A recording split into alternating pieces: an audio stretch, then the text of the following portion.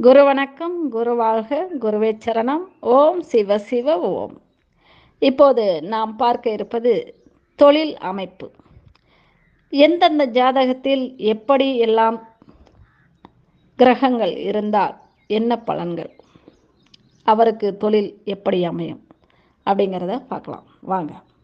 ஜாதகத்தில் லக்னத்திற்கு 10ஆம் இடமாக வரும் தொழில் ஸ்தானமும் தொழில் ஸ்தானாதிபதியும் நல்ல அமைப்பில் இருந்து தொழில்காரகன் எனப்படும் சனி ஜாதகத்தில் கெட்டால் அவர்களுடைய தொழில் அமைப்புகள் எப்படி இருக்கும், இதையும் பார்க்கலாம். நம்ம எந்த ஒரு ஜாதகத்திலும் ஒரு பலன் என்பது ஆதிபத்தியம், காரகத்துவம், ஆதிபத்திய கிரகம், காரக கிரகம் என 4 வகையாக பிரிக்கப்பட்டு அவை எந்த அமைப்பில் பலமாக உள்ளதோ அதற்கு ஏற்றபடிதான் பலன்கள் இருக்கும்.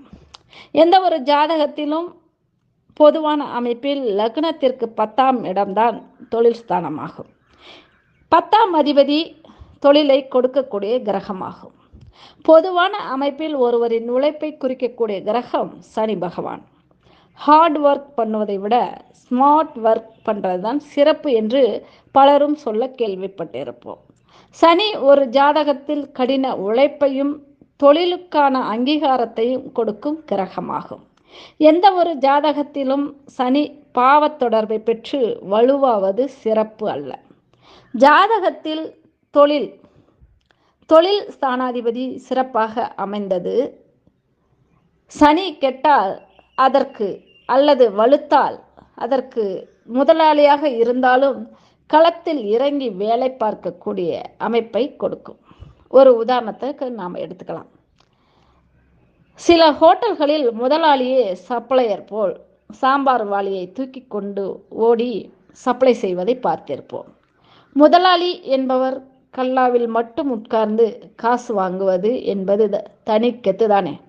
ஓனர் இவர்தான், ஆனால் சப்ளையர் போல் வேலை பார்ப்பார் என்ற அமைப்பு இவருக்கு. அதுதான் அந்த 10ஆம் இடமும் 10ஆம் காரகமும் சுபமாக பெற்று சனி கெட்டுவிட்டால் இந்த அமைப்பை அவர் ஏற்படுத்துவார். ஓனர் இவர்தான், ஆனால் சப்ளையர் போல் வேலை பார்ப்பார் என்ற அமைப்பை இவர் கொடுத்து விடுவார்.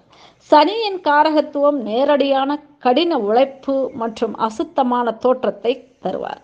அதுபோல் ஒருவருடைய உழைப்பை நோகாமல் திருடுவதும். சனி சுப வலுப்பெற்று சனி வலு குறைந்தவர்களே இந்த அமைப்பை பெறுவார்கள். ஐடி துறைகளில் கடினமாக உழைத்து ஒருவர் ப்ராஜெக்ட் செய்வார். அசால்ட்டாக இன்னொருவர் ஆட்டையை போட்டுக்கிட்டு போய்விடுவார். பெயர் வாங்கி கொண்டு போய்விடுவார். உழைப்பிற்கான அங்கீகாரம் இருக்காது. அதுபோல்தான் சனி சுப வலுப்பெற்று சனி பகவான் வலு குறைந்தவர்கள் இந்த மாதிரி அமைப்பை பெறுவார்கள். இவை எல்லாம் ஜாதகத்தில் சனி கெட்டு 6ஆம் அதிபதி வலுவாக, அதாவது அடிமை ஸ்தானம் இந்த இடத்தில் இருந்து 6-8 குடைய தசாபுத்திகளில் போது, அதாவது 6-8 குடைய தசாபுத்திகளில் இது போன்ற அமைப்பு நடைபெறும். இந்த அமைப்போடு கோச்சாரம் கெட்டிருக்கும் பட்சத்தில் விழித்திருந்து விளைய வச்சது வெள்ளையப்ப, நோகாமல் நொங்கு தின்னுறது கண்ணியப்ப என்பது போல் உங்களுடைய பலனை இன்னொருவர் அனுபவித்து சென்று விடுவார்.